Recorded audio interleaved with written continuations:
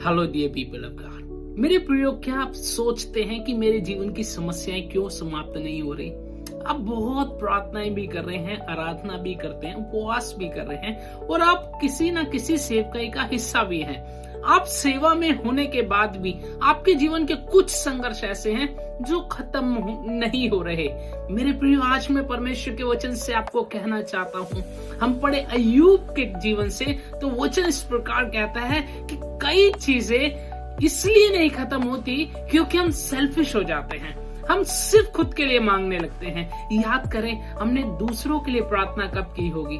हमने दूसरों के लिए कब उनसे, परमेश्वर से उनकी आशीष के बारे में कहा होगा? हम पढ़ते हैं परमेश्वर के वचन से अय्यूब की किताब, उसका 42 अध्याय, उसके 10 वचन में, जब अय्यूब ने अपने मित्रों के लिए प्रार्थना की तब यहोवा ने उसका सारा दुख दूर किया और जितना अय्यूब के पास पहले था उसका दुगना यहोवा ने उसे दे दिया। हालेलुया। मेरे प्रियो, हम याद करें, अय्यूब बहुत कोढ़ की बीमारी उसके पूरे शरीर पे हो चुकी थी और वो इतना निराश में, इतना दुख में, तकलीफ में था, लेकिन वो परमेश्वर को फिर भी नहीं भूला। लोग उसे आके कुछ गलत कहने लगे, उसकी वाइफ कहने लगी कि परमेश्वर को छोड़ दे, लेकिन वो टिका रहा और बना रहा परमेश्वर में। मेरे प्रिय परमेश्वर के लोगों, लेकिन उसके जीवन से कोढ़ जब दूर हुआ जब उसने अपने दोस्तों के लिए प्रार्थना की, उसने अपने कलीग्स के लिए प्रार्थना की। मेरे प्रियो, यदि आज आपके जीवन की समस्याएं नहीं समाप्त हो रही, आपने प्रार्थना लिस्ट बनाई है, आप डेली प्रार्थना कर रहे हैं, अंगीकार कर रहे हैं,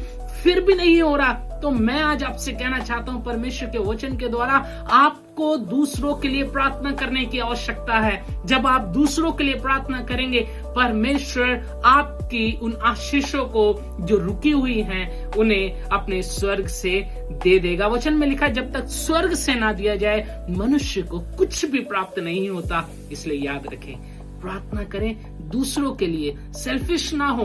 हमेशा परमेश्वर से अपने लिए नहीं, दूसरों के लिए मांगे, जरूरतमंदों के लिए मांगे। जो लगता है आपको कोई बीमार, तकलीफ में है, चाहे आप कितनी भी तकलीफ में हो, दूसरों के लिए मांग लो, परमेश्वर आपके लिए कार्य करना शुरू कर देगा। ये वचन इस प्रकार कहता है। मेरे प्रियो, आप प्रार्थना करें दूसरों के लिए, परमेश्वर आपके जीवन को आशीष करना शुरू कर देगा। सबको जय मसीह की।